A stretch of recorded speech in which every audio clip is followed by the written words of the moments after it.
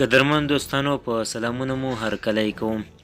روسیې پر طالبانو باور ونه کړ او مهمه پریکړه یې وکړه. دوستانو ویډیو را سره تر پای وګورئ. که چیرته هم زموږ چینل نوي سبسکرایب کړئ چینل هم د سره سبسکرایب کړئ.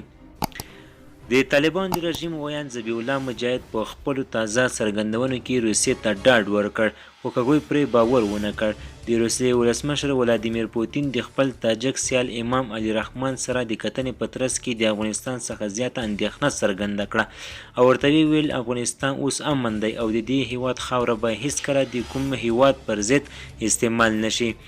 خو اوس تازه یو ځل بیا د روسیې د افغانستان په هکله د دوی ته د مواجه خطر په هکله اندېښنه څرګنده کړې ده.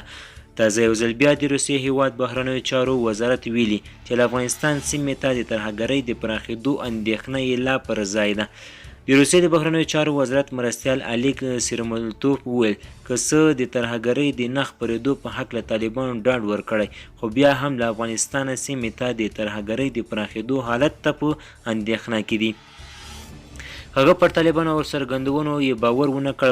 ویل چې حتمي منځنۍ اسیا او دوی ته د ترهګرو ډلو د ورتګ خطر زیات دی.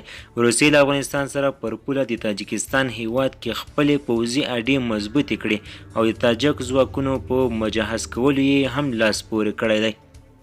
طالبانو په خپل راتګ نه یوازې چې روسیې بلکې ټولو هیوادوالو ته ډاډ ورکړی چې اوس له افغانستان هیڅ چاته خطر نه دی مواجه او د دې هیواد خاوره به د هیڅ یو هیواد پر ضد استعمال نشي. خو نړیواله ټولنه بیا پر طالبانو هیڅ باور نه کوي ځکه دوی وایي چې طالبان تر اوسه خپله یوه یاغي ډله کیدلی شي چې خپلو ژمنو ته وفادار پاتې شي. دوستانو زموږ خبر تر همدې ځای و. د لا زیات معلومات لپاره زموږ چینل سره سبسکرایب کړئ. مننه.